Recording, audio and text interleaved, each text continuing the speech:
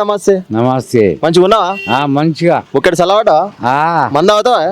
నేను మందు బిందు ఆయన 75 ఏళ్ళు ఉన్నా ఇప్పుడు. మరి మందు బంద్ చేసిన తాగుతున్నావు? తాగుతా. ఎంత తాగుతావు రోజు? ఒక నైట్. నిద్ర పట్టదా నైట్ తాగకపోతే? పట్టదు. సరే, ఇప్పుడు కాంగ్రెస్ వచ్చి ఏడాది అవుతుంది కదా, ఎట్లా అనిపిస్తుంది నీకు? నాకేం మంచిగా అనిపిస్తుంది. ఎందుకు, ఏమైంది? ఏం చేస్తాడు?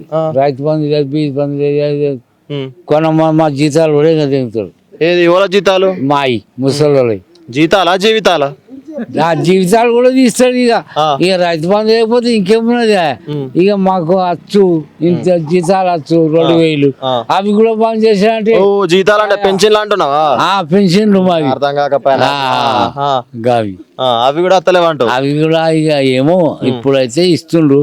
ఇచ్చేది నమ్మకం లేదనుకుంటాం. ఎందుకు గట్లెందుకు డౌట్ వస్తుంది మరి?